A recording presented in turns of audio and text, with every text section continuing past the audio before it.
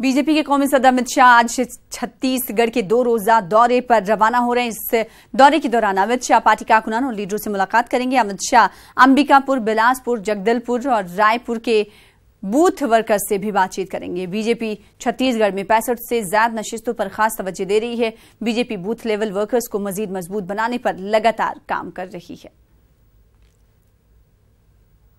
तो बीजेपी आज मध्य प्रदेश के ग्वालियर से मैराथन दौड़ का भी शुरुआत करने वाली है। 16 अक्टूबर तक चलने वाली इस दौड़ को खुद वजीर आला शिवराज सिंह चौहान हरी झंडी दिखाएंगे। इस मैराथन में आम लोगों के साथ साथ प्रोफेशनल एथलीट्स भी शामिल होंगे। ये मैराथन दिल्ली में खत्म होगा।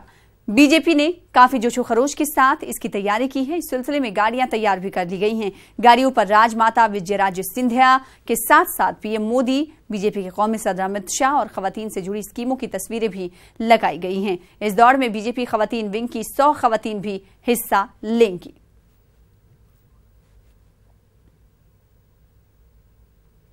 इस वक्त बड़ी खबर हैदराबाद से आ रही है। हैदराबाद में महकमा इनकम टैक्स के छापे हुए हैं। आपको बता दें, महकमा इनकम टैक्स ने छापेमारी अंजाम दी है। टीडीपी एमपी सीएम रमेश के घर और दफातर पर छापेमारी की कार्रवाई अंजाम दी गई है। सीएम रमेश के खिलाफ हैदराबाद और दीगर मकामात पर ये छापे आईटी की तरफ से जारी है। टीडीपी लीडरान के खिलाफ छापों की कार्रवाई 10 दिन पहले आंध्र प्रदेश में कई मकामात पर छापेमारी की कार्रवाई की गई थी।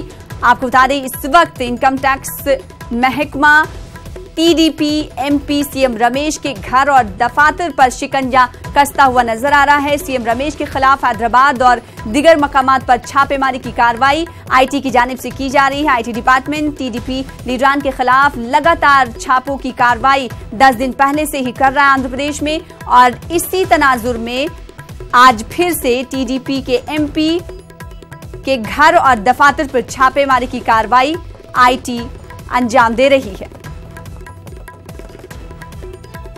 मध्य प्रदेश में वोटर लिस्टों में गड़बड़ी के मामले में कांग्रेस की दरख्वास्त पर आज सुप्रीम कोर्ट फैसला सुनाएगा। एमपी कांग्रेस सदर कमलनाथ और राजस्थान कांग्रेस सदर सचिन पायलट ने दस्तावेजी शक्ल में वोटर लिस्टें देने की मांग की है। साथ ही तमाम असेंबली हलकों से कम 10% पर्चों की रैंडम गिनती और ईवीएम से मिलाने की मांग की है। आपको बता दें कि इलेक्शन कमीशन ने वोटर लिस्ट में सुधार करने की बात कही है और कांग्रेस की इस दरख्वास्त की मुखालिफत भी की है। तो मध्य प्रदेश में मुस्लिम वोटर सियासी पार्टियों के रुझान से सख्त नाराज नजर आ रहे हैं। बीजेपी और कांग्रेस ने इस बार मुस्लिम नुमाइंदगी को जहां हाशिए पर रख दिया है, वहीं दूसरी सियासी पार्टियों का रवैया भी कुछ खराब नहीं है।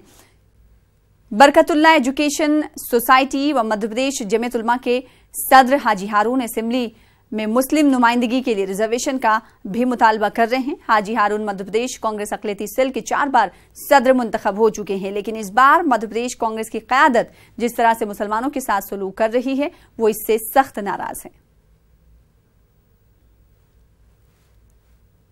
आज सुनंदा पुष्कर की पुरस्कार मौत के मामले में दिल्ली हाईकोर्ट में सुनवाई होगी। दिल्ली पुलिस ने जुमेरात को कोर्ट को इस बात की खबर दी थी कि उसने सुनंदा पुष्कर मौत मामले में तमाम सबूत और केस के ताल्लुक से कागजात इस केस के मुलजिम शशि थरूर को दे दिए हैं। शशि थरूर के वकील विकास पासवान ने अदालत से कहा था कि इस केस में सबूतों की तस्दीक होनी चाहिए। दिल्ली पुलिस ने कोर्ट से कहा है कि उन्होंने कांग्रेस लीडर शशि थरूर को तमाम सबूतों की कॉपियां दे दी हैं। अदालत जवाब दाखिल करने के लिए 1 हफ्ते का वक्त दे चुकी थी और आज इस पर सुनवाई है।